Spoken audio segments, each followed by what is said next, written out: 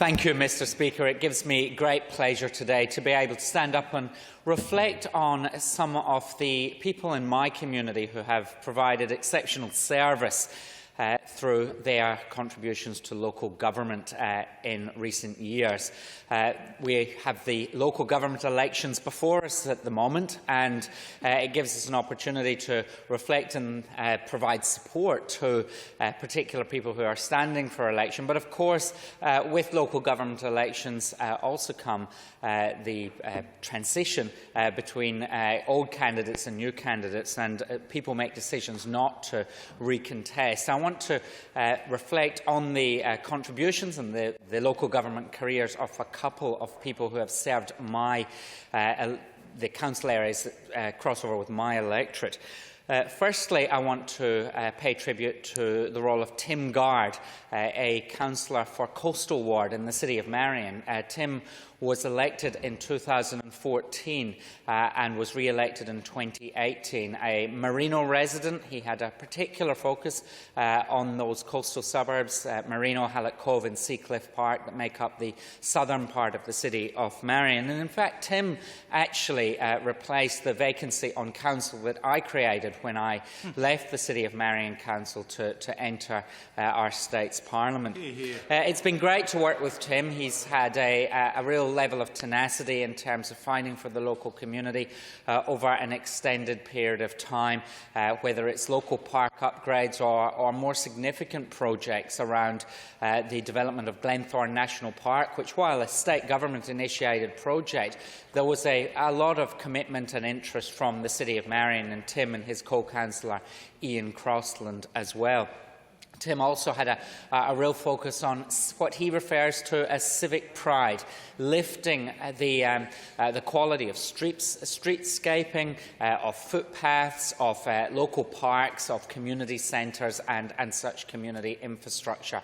I think particularly the Hallett Cove foreshore upgrade, which began during my time on council but was significantly enhanced by both Tim and Ian working in collaboration with the community to create the Hallett Cove War Memorial, which is such a focal point for Anzac Day commemorations down at Hallett Cove Beach, and the broader foreshore upgrade. It's really created a sense of place and a heart for the Hallett Cove community.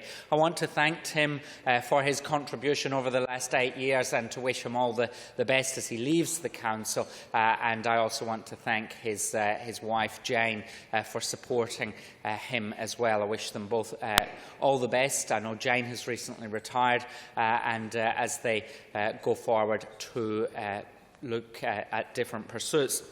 I also want to pay tribute today to the very lengthy service of a member of Holdfast Bay Council, and that is Rosemary Clancy. Rosemary was elected to the City of Brighton Council back in 1991, some 31 years ago, and was Mayor of the Brighton Council before transitioning to the City of Holdfast Bay when it was created following the 1997 amalgamations. Rosemary's contribution to the community has been no short of phenomenal over the last 3 decades.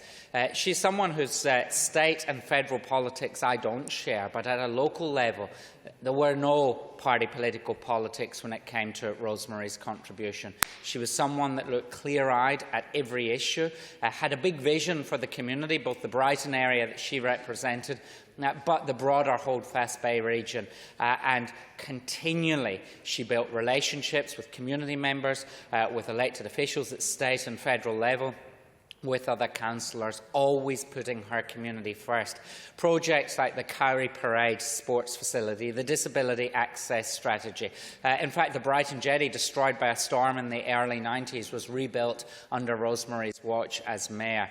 She has always put the right decision, the strategic decision, the big picture vision before listening to the squeaky wheel. It's something that I have respected so much. I will miss sitting down with Rosemary for coffee and talking about issues that will impact the City of Holdfast Bay for the better. I want to thank Rosemary for a phenomenal contribution over 31 years, 1991 to 2022, and wish her and Tony all the best for the future.